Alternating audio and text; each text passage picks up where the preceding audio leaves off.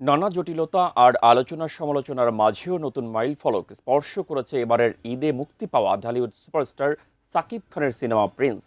আয়ের দিক থেকে মুক্তির ষষ্ঠ দিনে সিনেমাটি দারুণ সাফল্য অর্জন করেছে। সিঙ্গেল স্ক্রিনের পাশাপাশি দেশের মাল্টিপ্লেক্সগুলোর সব শোই হাউসফুল যাচ্ছে।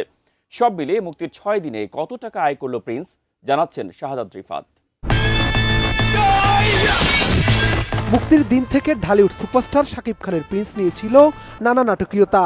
ঈদের দিন দেশের 133টি হলে মুক্তি পেলেও ডিসিপি জটিলতায় স্টার সিনেপ্লেক্সে কোনো শোই পায়নি সিনেমাটি। এ নিয়ে সাকিবিয়ানদের মাঝে দেখা যায় তীব্র ক্ষোভ। চক্রান্ত আজীবন করে আসছে, সেটা প্রিয়তমা বলুন, বরবাদ বলুন, তাণ্ডব বলেন, তুফান বলেন, সবগুলো আমাদের প্রতারণা শিকার আমরা হয়ে আসছি। সাকিবিয়ান হয়ে আমরা এটা প্রতিবাদ করতেছি। সাকিব খানের ছবি নেই জন্য আমাদের খারাপ লাগছে। বসুন্ধরা সিনেপ্লেক্সে আসি সাকিবের ছবি দেখার জন্য। ওনার ছবি থাকবে না মানে কেমন না, ঈদের দিনই নাই। 20 কোটি বা 15 কোটি সামথিং এত বড় একটা বাজেটের মুভি স্টার সিনেপ্লেক্সে আসে। এক বা দুই দিন নয়, ঈদের দিন থেকে টানা 3 দিন পর্যন্ত স্টার সিনেপ্লেক্সে চলেনি প্রিন্স। পরে সব জল্পনার অবসান ঘটিয়ে চতুর্থ দিন 24 মার্চ শো পায় শাকিব খানের সিনেমা প্রিন্স। এরপর ক্রমশই বাড়তে থাকে সিনেমাটির আয়। এর মধ্যে ঈদে মুক্তি পাওয়া সিনেমার দৌড়ে প্রিন্স নতুন এক মাইল ফলকও স্পর্শ করেছে।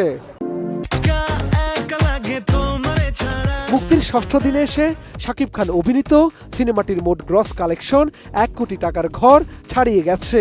BMR এর দেয়া সর্বশেষ তথ্য অনুযায়ী ষষ্ঠ দিনে প্রিন্স সিনেমার সংগ্রহের গ্রাফ কিছুটা ঊর্ধ্বমুখী দেখা গেছে। এদিন সিনেমাটি 19.13 লাখ টাকা আয় করেছে।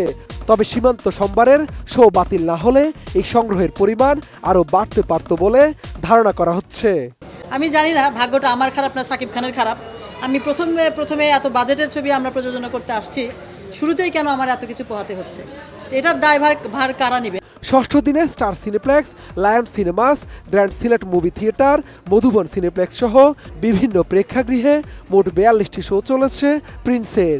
এর মধ্যে 10টি শো ছিল পুরোপুরি হাউসফুল এবং একটি শো ছিল প্রায় দর্শকপূর্ণ। সব মিলিয়ে 6 দিন শেষে মাল্টিপ্লেক্স থেকে সিনেমাটির মোট গ্রস কালেকশন দাঁড়িয়েছে 1.05 কোটি টাকায়। তুমি মানুষ নাকি পরী? নানা জটিলতা থাকলেও মুক্তির প্রথম দিন থেকেই সিনেমাটির আয় ছিল আশাবঞ্চক।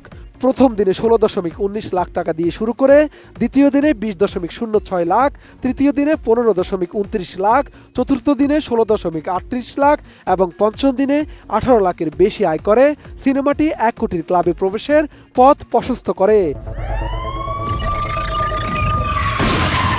আবু হায়াত মাহমুদ পরিচালিত ঢাকার আন্ডারওয়ার্ল্ডের এই গল্পে শাকিব খানকে একদম নতুন এক গ্যাংস্টার ইমেজে দেখা গেছে।